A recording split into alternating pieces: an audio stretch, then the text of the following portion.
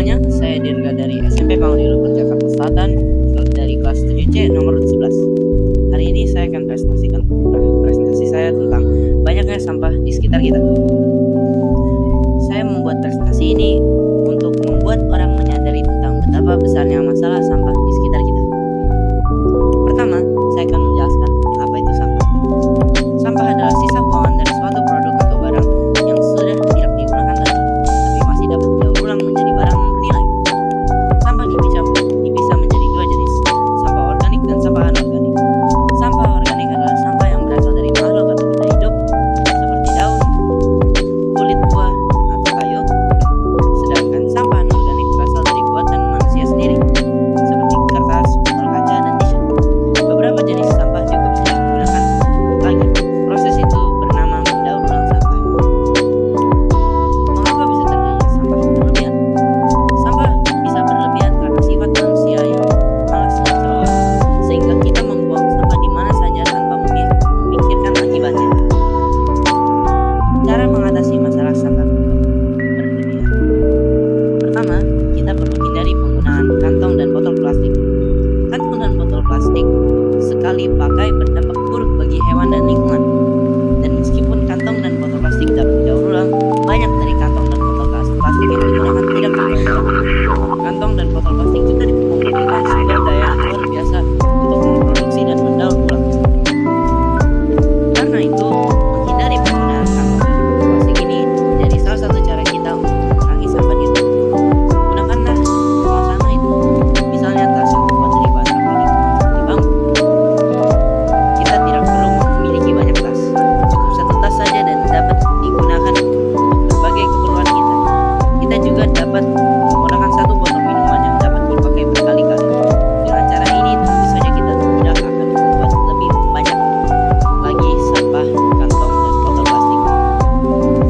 Kedua, kita perlu menggunakan alat makan yang dapat digunakan lebih dari sekali. Selain tas atau kantong dan botol yang dapat digunakan kembali, sekarang ada lainnya. Ada berbagai macam produk di pasar yang dirancang untuk membuat menghilangkan limbah sekali pakai.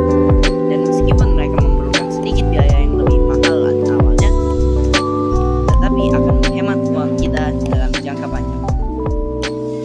Jangan gunakan piring, mangkuk, sendok, garpu, pisau, dan lain-lainnya yang terbuat dari plastik, melainkan yang terbuat dari kaca, besi, marble, dan lain-lainnya. Alat makan yang terbuat dari bahan-bahan tersebut jauh lebih menjamin kesehatan makanan kita daripada yang terbuat dari plastik. Cara ketiga adalah memperbaiki barang-barang yang rusak. Perbaikilah barang-barang yang rusak, seperti jam dinding atau kaki lemari yang lepas dan barang lainnya. Jika melakukan hal tersebut, benda-benda yang di rumah kita dapat bekerja lagi seperti dahulu. Artinya kita tidak perlu lagi membeli barang baru sehingga menambah jumlah sampah di rumah. Barang yang sudah lama dan berusia tua juga masih dapat diperbaiki, misalnya dengan pengecatan kembali.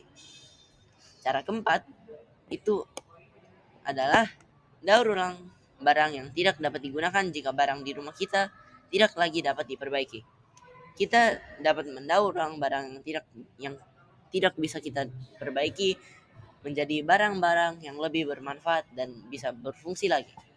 Misalnya mendaur ulang kayu-kayu bekas lemari menjadi tempat duduk atau meja belajar, mengubah kain yang tidak terpakai menjadi lap atau pel perumahan, mengubah botol minuman atau tempat makanan yang tak terpakai menjadi tempat tanaman dan sebagainya.